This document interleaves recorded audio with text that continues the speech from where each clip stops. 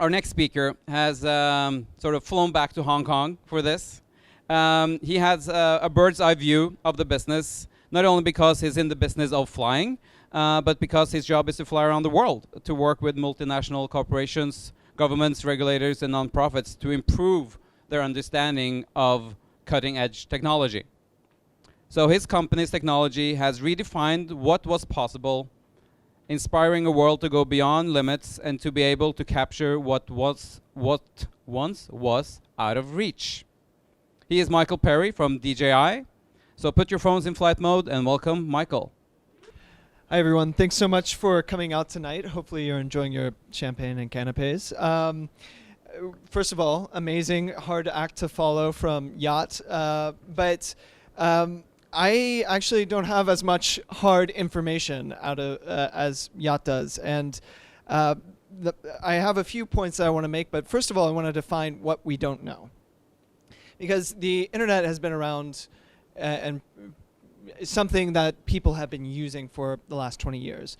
And if you imagine AOL, for some of you who had that when you were young, yeah, exactly. And that dial-up tone and things like that, you know, you had a very specific idea of what the internet was and what it could be. It was essentially an information repository that somebody else put up information upon. And nobody could have predicted where this industry was going to go 20 years down the line. Now that we've had 20 years to think about it, we actually can start projecting out to 2025 and beyond.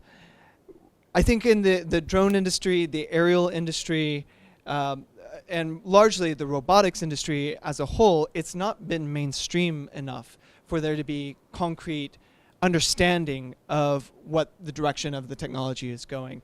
And you know, this is a challenge that's not just unique to us. I was actually earlier today at a conference about communication, and at the future of communication, PR, media, and all that stuff.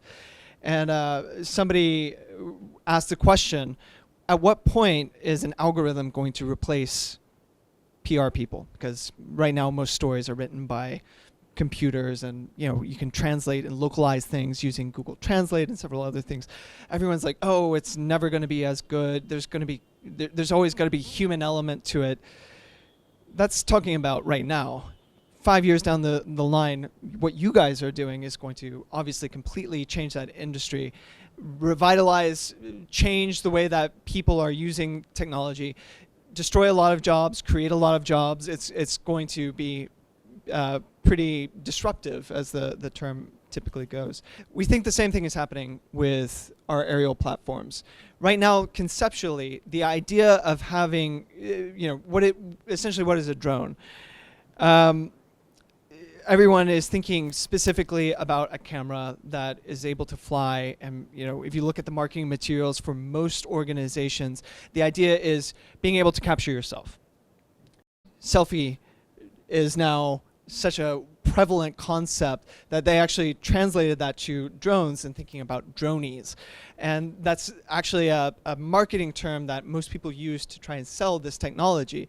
It's incredibly limiting, because you know, the amount of people that will actually invest into this technology, that will buy in not only in terms of cash, but also equity in terms of their time, in terms of all the other risks and challenges that come along with a new technology, just to take a picture of themselves, is pretty limited.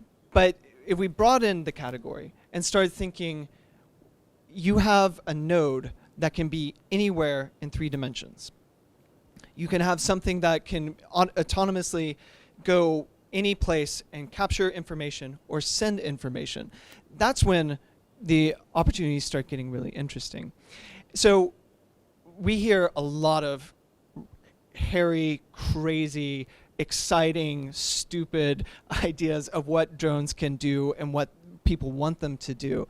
So rather than focus specifically on what the specific applications are, and I'll talk a little bit about that towards the end, I want to talk about the 3 things that we do know. What are the 3 main areas where this technology is going to develop and start opening up some really interesting possibilities? The first is about sensor technology. We're thinking typically about cameras right now, RGB cameras. You can capture great images and you take cool shots and share with your friends, and that's where most of us have interaction with this type of technology right now. But there's more information that can come out of that.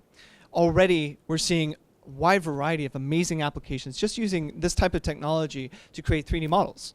In Peru, the Peruvian government is using this platform combined with additional software to create 3D models of the Incan ruins so that they can know exactly where the structures begin and end, so that when they do land development around Peru, they don't destroy their cultural heritage. There's other sensors that you can put on board that people are already looking at. Using thermal cameras, near-infrared, hyperspectral imaging, you can get precise data about crops. You can know exactly which sector of your field is being affected by pests, where it's being underwatered or overwatered or there's disease. And that way you can just focus your resources specifically on that sector of the field, saving both resources and increasing yield for your overall field. That's pretty revolutionary technology. And if you think about in terms of gains, it's a 10% increase for a 70% decrease on cost for that information.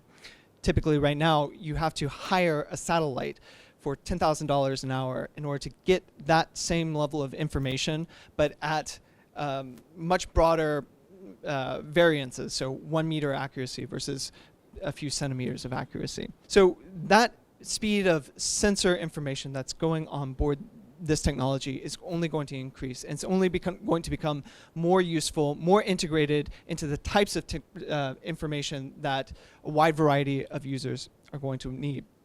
The second major thing that I want to highlight is about software. And if we think broadly about software beyond just the computer, the ones and zeros that go on board a system, but more in terms of a process, there's a lot of interesting opportunities here. So software is something that DJI is already thinking about. We have an open API so that people can develop apps. So that sensory information can be structured in any way that's useful to you and in a wide variety of ways. But also more generally thinking about how people are going to use and interact and share this technology. So, companies like ours and several others are very excited to sell this drone, this technology to all of you. But as we heard earlier, the idea of ownership is changing. The idea of who interacts with this platform is changing. So you don't necessarily, I hate to say this, but in the future, you might not necessarily need to own a drone. You'll have sensors and nodes all over the world that you can instantly access for information. So, there's already companies that are looking specifically at integrating virtual reality technology with drone technology so that you can be here in Hong Kong, put on a pair of VR goggles and have an aerial view of Botswana and watch the great migration happen across the Masai Mara. Or you can be over Niagara Falls or Victoria Falls or wherever you want to be at any moment. You can access this type of platform and the sensory information from it for whatever purpose that you need. So that is an interesting application because then you have nodes all over that are telling you information and structuring it in any way that's actually useful for you as an individual. And the third thing is about transmission. So we're thinking mostly about how this platform is capturing data, how using sensors and things like that, it can actually understand the world around it.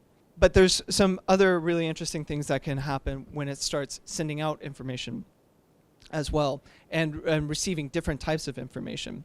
So right now it's typically absorbing light information and things like that. But there are already interesting applications for sending out information. So you can actually attach, there's a company in Texas that's developing mini cell towers to put on top of this technology so that in a disaster scenario that is wiped out communication, you can automatically deploy these and send out Wi-Fi or cell signals so that people can make emergency calls.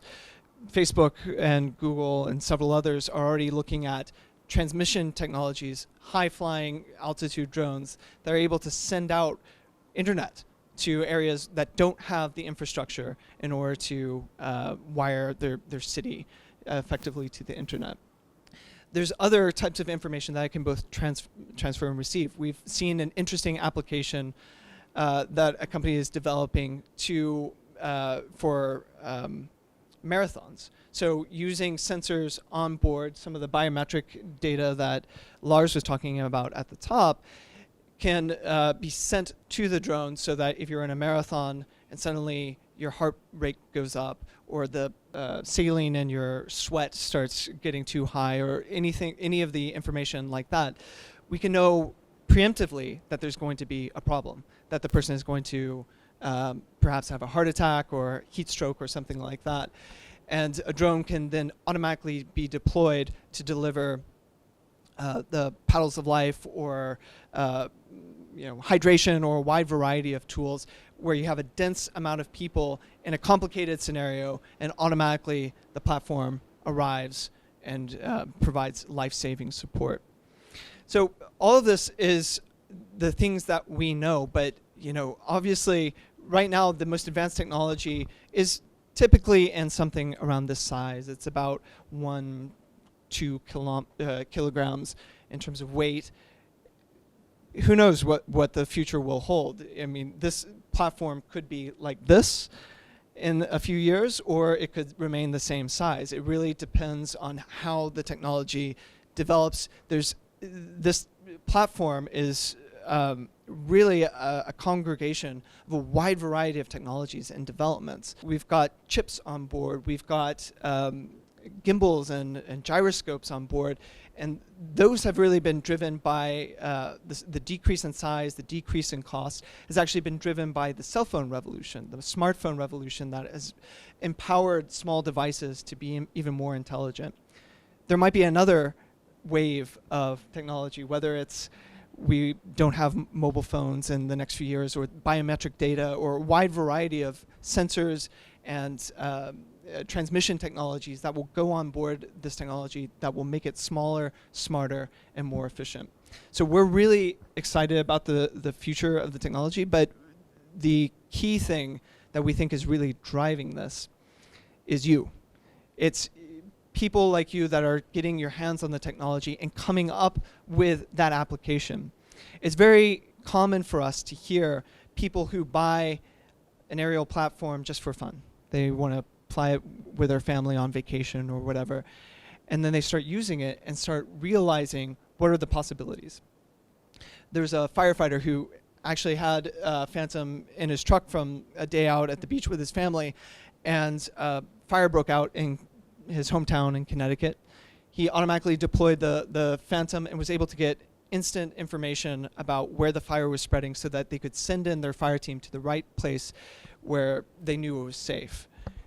That's an application that comes not from us as a manufacturer. It doesn't come from a marketing engine or our business development research. It's organic.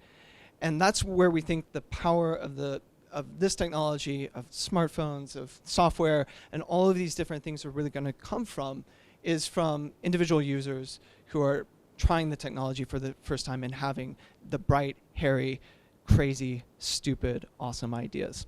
So please keep trying new technologies and trying new things. Thank you.